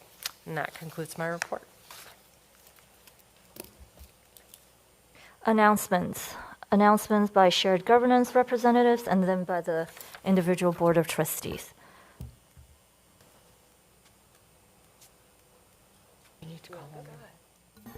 Okay. I can't see. Dr. Rebecca Cobb. I'm not used to being over here. Hi, my name is Dr. Rebecca Cobb. I'm the Dean of Student Life, but in this role, I'm the President of the Management Association here at Pasadena City College. And on the behalf of MA, we'd like to welcome the new members here tonight. We're so thankful and happy to have you join us, and we look forward to working closely with you in the future. And good to see those of you who we see every month, too. So I'd just like to also congratulate our new managers tonight. Matthew Barboza, Solomon Cross, Mark Lowentrout, Veronica Jaramillo, and Scott Geltz. I hope I'm not messing up his last name, but welcome to them, and we'll look forward to them participating into my next topic is our new Lancer Guide program. And that's been rolled out as an onboarding process for new managers joining our college. And so hopefully, I think they're going to be our first guinea pigs for that process. And I'd also like to thank 10 managers who stepped up and to volunteer to be our first Lancer Guides for that program. We had our orientation for that program at the end of June. So I look forward to moving that forward and to be part of that. And just big thanks to Brian Cummings from Human Resources and Jason Robinson for professional development. Thank you. Thank you. Next, we have Ms. Joseph, please. Hi, my name is Audrey Joseph. I'm the president of the Classified Senate. Good evening. I'd just like to welcome our new board members, trustees. I'm pleased to report that last week the Classified Senate held its first meeting of the new fiscal year, and we welcomed 6 new senators. We're currently in the beginning stages of planning our Senate retreat, which will take place before the start of the fall semester. And finally, we're in the process of making appointments to fill our shared governance standing committees to ensure full classified representation. This concludes my report. Thank you. Trustees, I'll start with Student Trustee Gomez. Oh.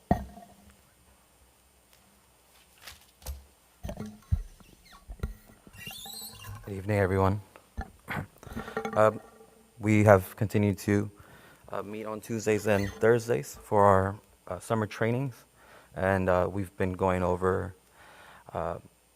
some programming for Welcome Week, Club Rush, Constitution Day, and a summer movie night. We are also in the process. We have approved selection committees to seek out the vacancies for Associated Students Executive Board. And we are also currently, we're pending a retreat as well. Hopefully that will go, I believe, on the week of July 21st. And that is it. Thank you. And then for student trustee report. I would like to just, congratulate the new elected officials. Welcome on board. I look forward to working very closely with you all. One thing that I believe is in collaboration, and I hope that we can all collaborate effectively to better support our students here on campus. That is it. Thank you. Thank you. Trustee Gibson? Yes, I want to express my appreciation for being here. I'm so pleased to be here. I want to express my appreciation to the constituencies that allowed me to be here, the all the support I've received from the stakeholders here and all the help bringing me up to speed and helping me with the learning process and the technology. So I want to express my appreciation to everybody who's been helping me feel at home here. Thanks so much. Trustee Kwan. Thank you. This is such a wonderful opportunity to serve PCC and the students, and I've received such a warm welcome. Having a chance to meet our Madam President, getting to know her, understanding her values, and also actually meeting the individual trustees that actually took the time to talk to me and to give me an orientation and really what it was like to serve and those that have been served for a while and their perspective. Wonderful thanks to the community that came out today. It was a collective effort, and it really is an amazing show of support. So, and thank you very much for the staff. Candace sending me the YouTube videos, about 3 hours long. I watched all of it. So. And to all the other staff, such as Mary, who came out to help me set up and learning the IT technology. So, big thank you. Trustee Silver. I am going to advocate for education for us. Our students, we know, are getting a great education. For us trustees, we can learn so much with the resources that are offered at the state and the national level. A really wonderful webinar is coming up next Thursday at 6 p.m. that focuses on student services, and anyone who is interested in supporting our students with student services is most welcome to attend. Cynthia Olivo, Dr. Olivo, has the email she can forward to anyone who's interested, and I do encourage all trustees to click in and join. Terrific, thank you. Trustee Wong. Thank you. I just wanted to first thank everybody for a warm welcome. And obviously thank Dr. Andrew Jonas for helping get me situated and figure out the lay of the land at the very beginning. It definitely is daunting, but also has already been really rewarding. Obviously, I also want to thank my community in Arcadia and Temple City, my hometowns actually, that saw fit to send one of their own sons to this role. And I'm really looking forward to not just serving my community, but of course all of PCC's constituents, working with students, faculty, staff, in that collaborative spirit to continue the great work that's already happening here. And so I look forward to meeting more folks that I haven't individually met yet. Looking forward to training my brain to be better with remembering everything. But I'm really grateful for everybody who's already been helping out, and I look forward to working with everybody, so thank you. Thank you. Trustee Martin. No report this evening, thank you. Trustee Osterling. Thank you. I wanted to give one more shout out to our team that put together the presentation today that will lead us to hopefully a successful ballot initiative in November. And in particular, for the benefit of our new trustees, I wanted to point out that Rachel, stand up and raise your hand, is a proud PCC alum. So she's a PCC success story. And then congratulations to the newly elected and re-elected trustees.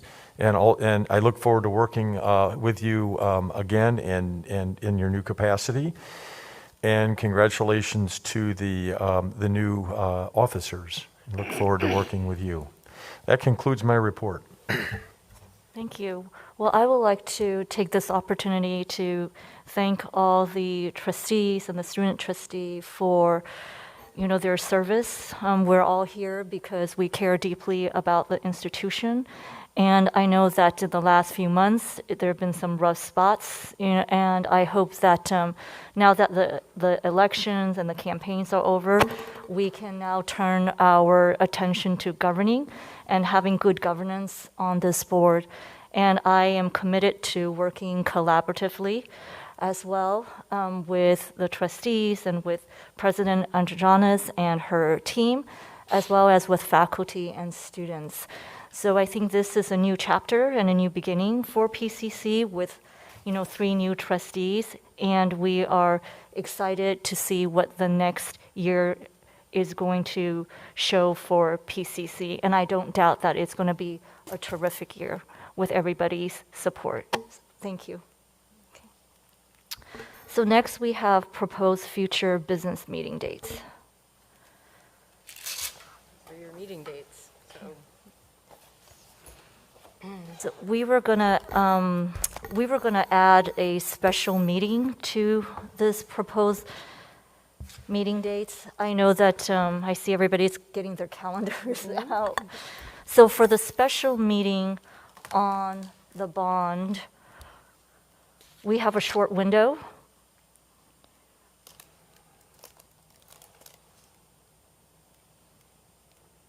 Are there absolute dates that are unavailable to any? Well, from third through the 6th, I will be at the ACCT New Trustee Institute. That would And be 3rd of August.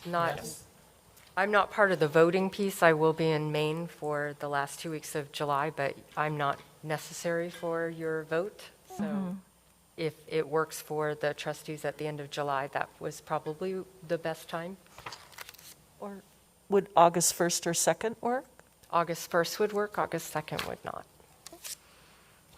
August 1st is Monday, and we can also do a hybrid on this or a Zoom meeting on this. That would be great.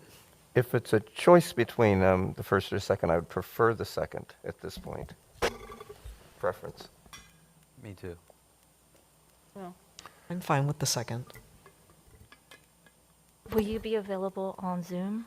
I teach on Tuesdays on August 2nd, so if it's after 7, yes, but between 4 and 7, I teach a graduate class. But again, I do not need to be part of this because I don't vote. Right. So if it works for all of you, I suggest you have that day. Candace Jones, can you be here? Absolutely. Okay, well then you have what you Does need. the second work for Trustee Osterling, Trustee Martin, and Trustee Wang? 1st or 2nd? Yeah, I'm available on those. I mean, I'm available one way or another, either by camera or in person. I'm not sure where I'm physically going to be. But. Is this going to be a hybrid meeting? Yes, we can do a Zoom. We can do a Zoom meeting, maybe noon, on the 2nd. Is that? Oh, yeah. I know we have one trustee that might be away at ACCT on the 5th. The 3rd. No, yours is when. I mean, Trustee Wang. if it's virtual, then it doesn't matter. It doesn't matter. Okay, well, Either I'm wondering fifth. if there might be some potential advantages to the 5th, but that's a Friday. Right. So we're looking at August 2nd. That's the going once, going twice. August 2nd, noon.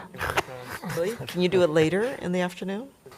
So 4, I know President Underjohn. I will be driving somebody back. Okay. I actually have August 2nd off Oh. because I have somebody coming in from Canada. Okay. So I would make time for it in the afternoon if I could, but I'm teaching.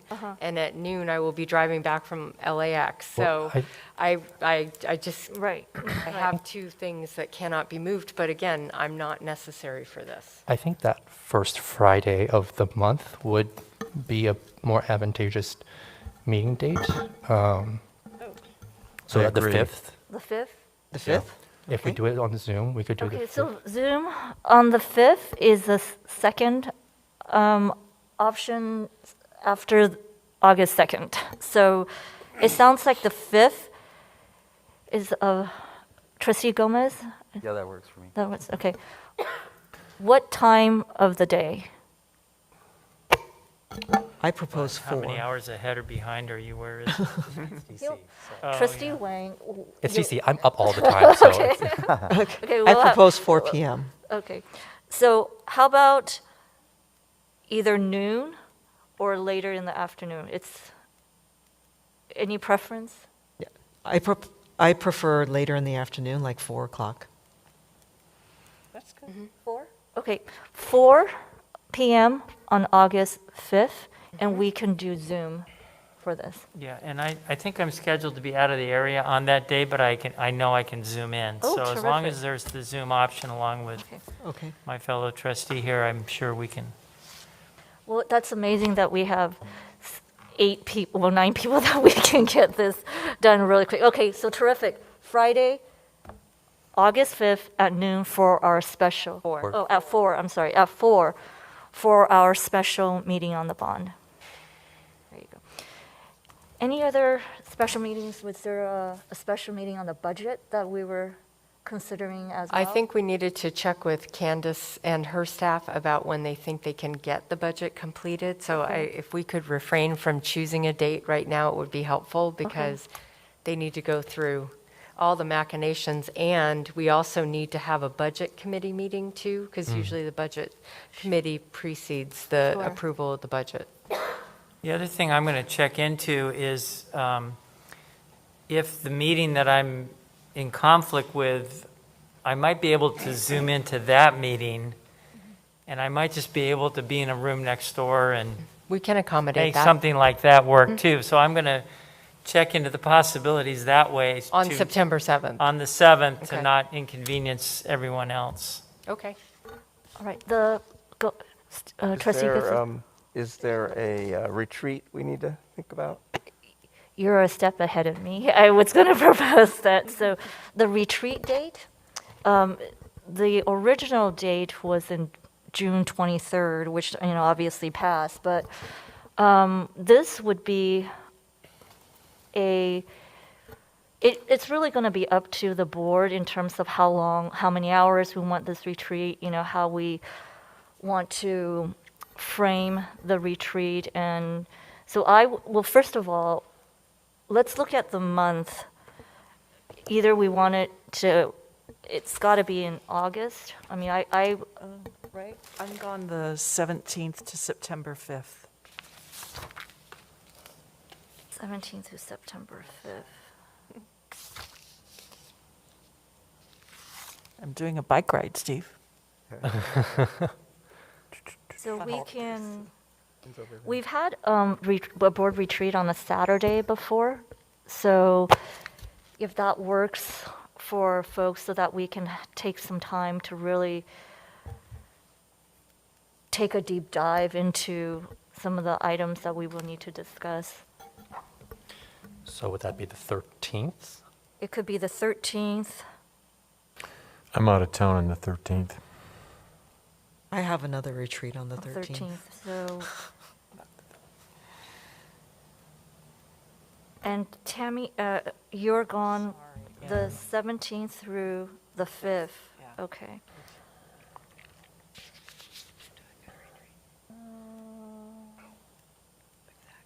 What about August 15th?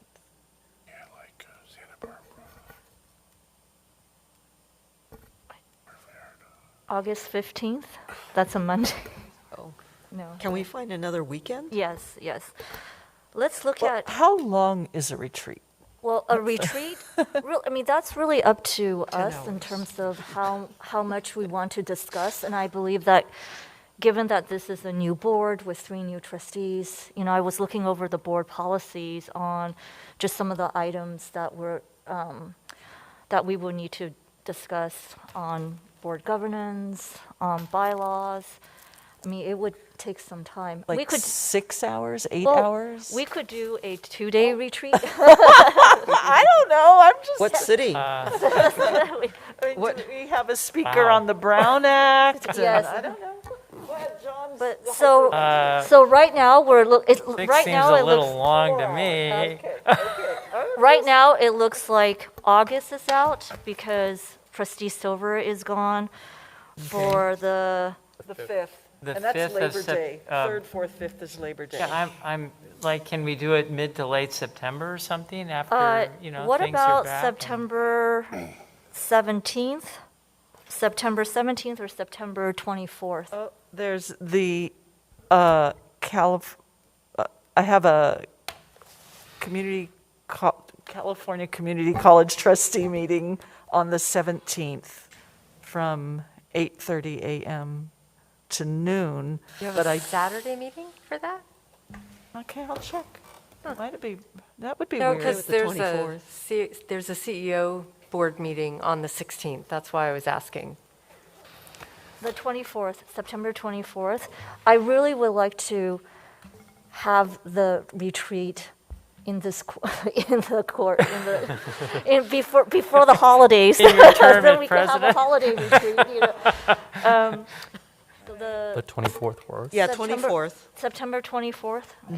Can you put a hold on your calendar for the 24th at this time? I wonder, I'm just going to put it out there, that is the day of the Homeboy 5K, and it's always been my dream to have a fabulous, big PCC presence at the Homeboy 5K, so We have what if we either... participated the past 2 Pardon? years. We've participated the past 2 years. Yeah, okay, so what if we, like, either ran or cheered, and then...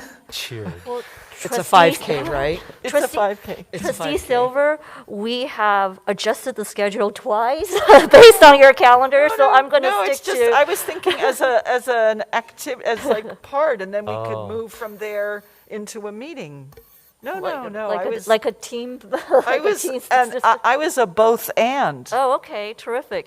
So how about September 24th? Yes.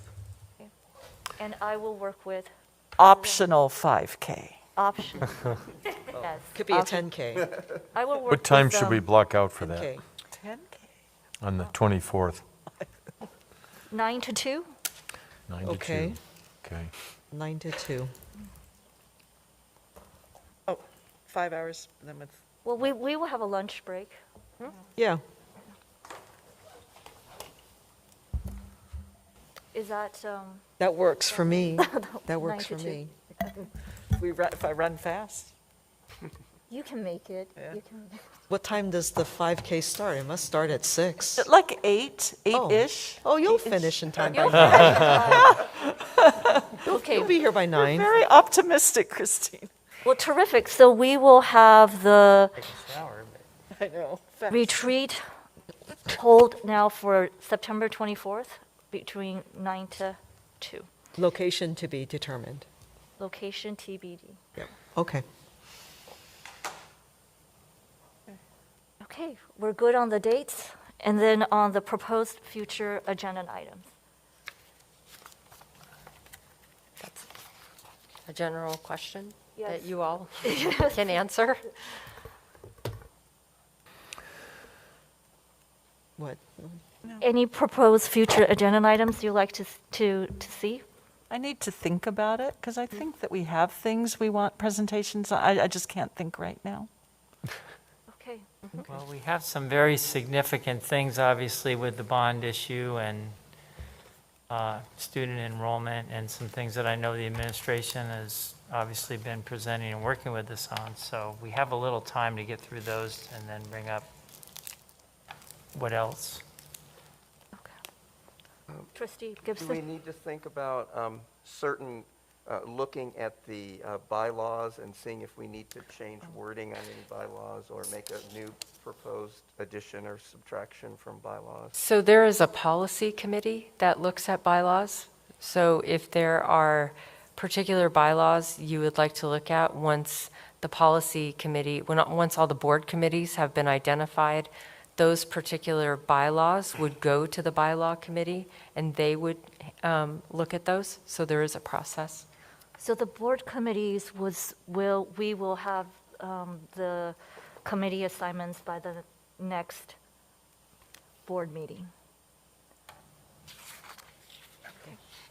And, usually the process there is our board chair seeks input from us on the committees that we prefer to be on and tries to masterfully come up with all the right answers for everyone, working with us, and then comes in with the